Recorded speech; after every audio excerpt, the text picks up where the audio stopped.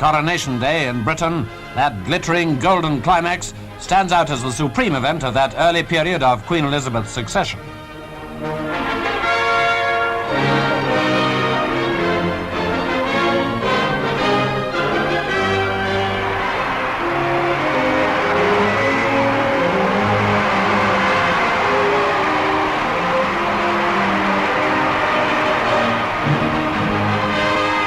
But there were other memorable events which deserve their place in the record of royal occasions of 1953. The Royal Air Force mustered a vast array of men and aircraft for its coronation review at Odiham Airfield in Hampshire. The Queen was accompanied by her husband, the Duke of Edinburgh, in his uniform as Marshal of the Royal Air Force. She was attended by the Secretary of State for Air, Lord Delisle and Dudley. It was the first royal review of the RAF since King George V's Silver Jubilee. Though few of the men present were on parade for inspection by the Queen's grandfather in 1935, the spirit and the bearing were the same. The review of 1,100 officers, airmen and airwomen occupied the morning, and during a pause for luncheon, 300 or more aircraft representing all RAF commands were made ready for royal inspection.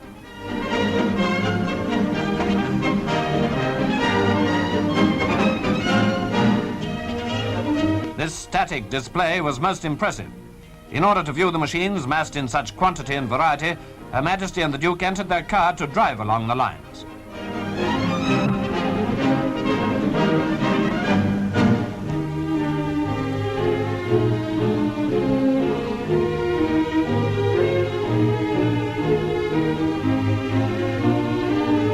At several points, the Queen stopped to talk with officers in command of squadrons and to make a closer scrutiny of various aspects of this unique display.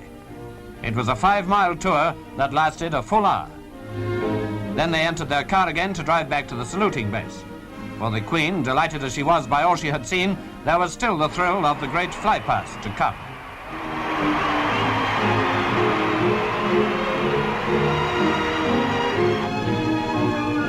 A Sycamore helicopter led the actual parade, which had called for the biggest and the most intricate RAF organization there had ever been.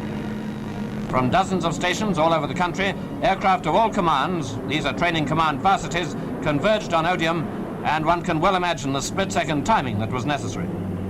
Now troop-carrying Valettas fly over, and Lincolns of Bomber Command.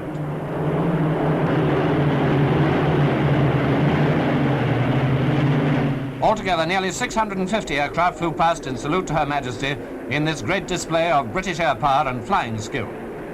Here's a brief impression of the pilot's view of the performance. As squadron after squadron arrived, the speed of the flypast mounted. Meteors now of Fighter Command.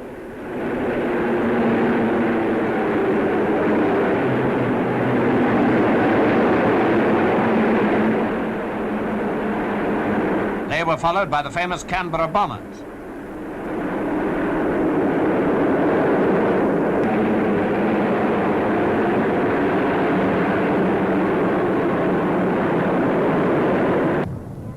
And Sabre jets with their swept-back wings, manned by pilots of the Royal Canadian Air Force.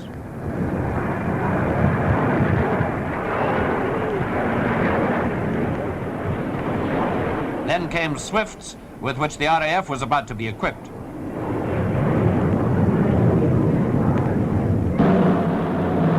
The very latest in jet bombers, the Victor was there, making its first public appearance, an aircraft of strange and menacing design.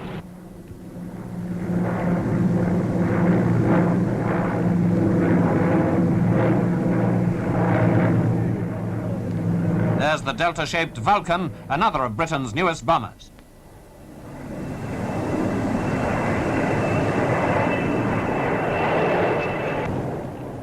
Last of all, like a streak of lightning, a demonstration by the Swift, that master of supersonic flight.